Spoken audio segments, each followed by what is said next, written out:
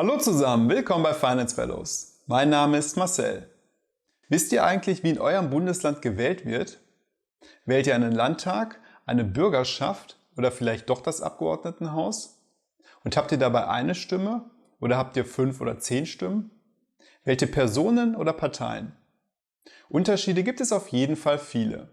Wir versuchen Struktur in das Wirrwarr zu bringen. Dabei starten wir mit dem Föderalismus und der Frage, warum es überhaupt unterschiedliche Landesparlamente gibt.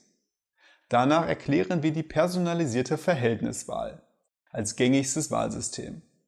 Zum Schluss gucken wir uns dann noch an, wo die Unterschiede zwischen den einzelnen Bundesländern liegen. Und jetzt viel Spaß beim Video!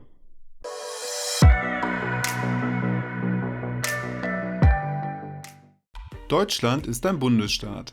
Das bedeutet, er besteht aus insgesamt 16 teilsouveränen Staaten, die auch Bundesländer genannt werden. Sie haben sich zu einem übergeordneten Gesamtstaat, nämlich der Bundesrepublik Deutschland, zusammengeschlossen. Diese Form der Staatsorganisation wird auch Föderalismus genannt. Dabei werden Aufgaben und Verantwortlichkeiten verfassungsgemäß zwischen dem Bund und den Bundesländern aufgeteilt. So hat der Bund beispielsweise Kompetenzen in der Außen- und Verteidigungspolitik sowie im Währungswesen. Die Verantwortlichkeiten der Länder erstrecken sich auf die Bereiche Kultur, Bildung, aber auch das Polizeiwesen. Ziel des Föderalismus ist es, die Demokratie zu stärken, indem die politische Macht geteilt und die politische Willensbildung auf mehreren Ebenen vollzogen wird. Jedes Bundesland hat aufgrund der Teilsouveränität ein eigenes Parlament und eine eigene Regierung. Das Landesparlament wird dabei von den Bürgern im Rahmen der Landtagswahl gewählt. Es ist also die Volksvertretung der Länder. In den meisten Bundesländern werden die Parlamente Landtage genannt. In den Stadtstaaten Bremen und Hamburg spricht man hingegen von der Bürgerschaft und in Berlin vom Abgeordnetenhaus. Der Regierungschef wird in den meisten Fällen Ministerpräsident genannt. Ausnahmen bilden auch hier wieder die Stadtstaaten. In Bremen und Hamburg ist es der Präsident des Senats bzw. der erste Bürgermeister. In Berlin der regierende Bürgermeister. Die Hauptaufgaben eines jeden Landesparlaments sind die Wahl des Regierungschefs, die Kontrolle der Landesregierung, die Planung und Freigabe des Landeshaushaltes und der Erlass von Landesgesetzen. Wie sieht eine Wahl auf Landesebene jetzt aus? In fast allen Ländern findet die Wahl des Parlaments alle 5 Jahre statt. Einzige Ausnahme ist hier Bremen. Hier beträgt die Legislaturperiode 4 Jahre. Einige Wochen vor der Wahl bekommt jeder Wahlberechtigte eine Wahlbenachrichtigung.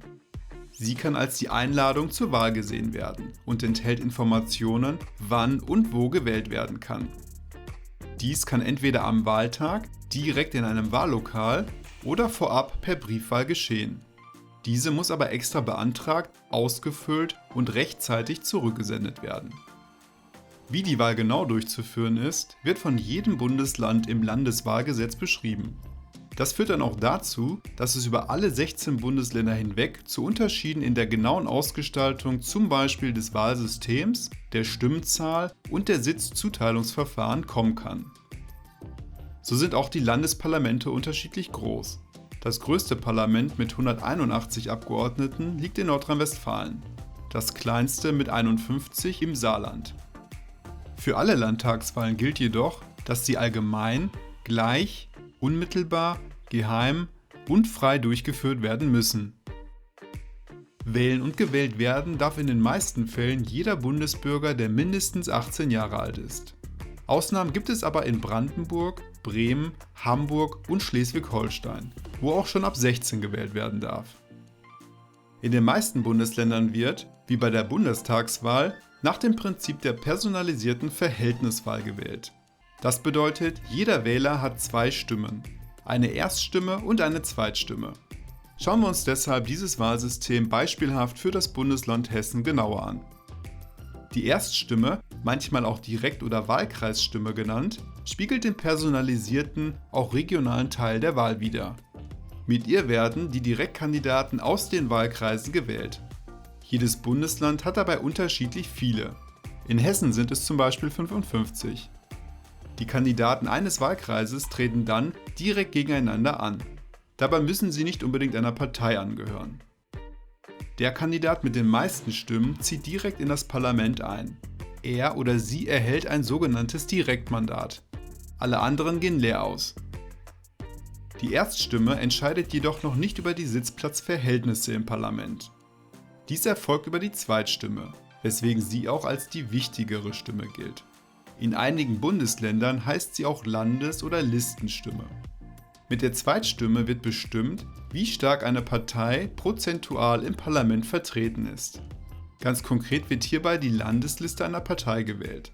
In Berlin kann alternativ auch eine Bezirksliste gewählt werden. Auf diesen Listen sind die Kandidaten mit Einzugsreihenfolge der Parteien bestimmt. Wie werden jetzt nach der Wahl die Wählerstimmen in Parlamentssitze umgewandelt? Zunächst wird berechnet, wie viele Sitze einer Partei auf Basis ihrer landesweit erhaltenen Zweitstimmen zustehen. Dazu werden die für die jeweiligen Parteien abgegebenen Zweitstimmen summiert und ins Verhältnis zu allen gültigen Zweitstimmen gesetzt. An dieser Stelle greift die 5%-Hürde. Das bedeutet, dass in der Regel nur die Parteien berücksichtigt werden, die mindestens 5% der insgesamt abgegebenen und gültigen Landesstimmen erhalten haben. Damit soll einer zu starken Zersplitterung der Parteienlandschaft im Parlament vorgebeugt werden. Ist das Sitzkontingent für eine Partei berechnet, bekommen zunächst, entsprechend der gewonnenen Wahlkreise, alle Direktkandidaten einen Platz. Bleiben für eine Partei nach Einzug aller Wahlkreissieger dann noch Sitze über, werden diese durch Kandidaten der Landesliste aufgefüllt. Werden gar keine Direktmandate erzielt, werden alle ihr zustehenden Sitze ausschließlich durch Kandidaten der Liste besetzt. Anders sieht es aus, wenn eine Partei über Wahlkreissieger mehr Mandate erzielt, als ihr auf Basis der Zweitstimmenverteilung eigentlich zusteht. Da einzelne Wahlkreise nicht einfach ignoriert werden können, bekommt die Partei somit mehr Sitze im Parlament. Man spricht dann von sogenannten Überhangmandaten. Damit in diesem Zusammenhang die anderen Parteien nicht benachteiligt werden, haben sie einen Anspruch auf Ausgleichsmandate. Dabei wird genau berechnet, wie viele Abgeordnete sie zusätzlich in das Parlament schicken dürfen, um das Ungleichgewicht wieder auszugleichen. Das Wahlergebnis ist jetzt umgesetzt und alle Parlamentssitze vergeben. Ausnahmen zum hier beschriebenen Vorgehen gibt es bei der 5%-Hürde. So gilt die auch Sperrklausel genannte Einschränkung in Brandenburg und Schleswig-Holstein nicht für die dort lebenden sorbischen und dänischen Minderheiten. Wie funktioniert die Wahl jetzt in den anderen Bundesländern? Baden-Württemberg und Bayern orientieren sich zwar auch an der personalisierten Verhältniswahl, jedoch hat der Wähler in Baden-Württemberg zum Beispiel nur eine Stimme. Mit dieser wählt er dann den Kandidaten und die Partei. In Bayern hingegen fließen die Erst- und Zweitstimme in die Berechnung der Sitzplatzverteilung mit ein. Im Saarland gibt es nur die Verhältniswahl. Dabei wird mit einer Stimme über die Listen einer Partei abgestimmt. In Bremen und Hamburg finden Verhältniswahlen mit offenen Listen statt. Hier haben die Wähler dann 5 bzw. 10 Stimmen, die sie einer Partei und/oder Person geben können. Aufgrund der jeweiligen Landeswahlgesetze kann es aber auch noch zu weiteren Abweichungen von den hier beschriebenen Vorgehen kommen. Um alle Feinheiten letztendlich beurteilen zu können, solltet ihr euch auf jeden Fall über euer Wahlsystem in eurem Bundesland informieren. Möglichkeiten gibt es viele. So könnt ihr zum Beispiel direkt auf die Homepage der jeweiligen Bundesländer gehen und dort nach den Landeswahlgesetzen suchen. Um euch das Leben aber einfacher zu machen, haben wir auf unserer Homepage bereits eine erste Übersicht mit Links erstellt. Schaut doch gerne mal vorbei. Hat euch das Video gefallen? Dann schenkt uns eine positive Bewertung und abonniert unseren Kanal. Das motiviert uns, für euch auch in Zukunft tolle Erklärvideos zu erstellen. Wenn ihr Fragen zum Video oder Wünsche für ein neues Thema habt, hinterlasst uns gerne einen Kommentar. Macht's gut und bis zum nächsten Mal.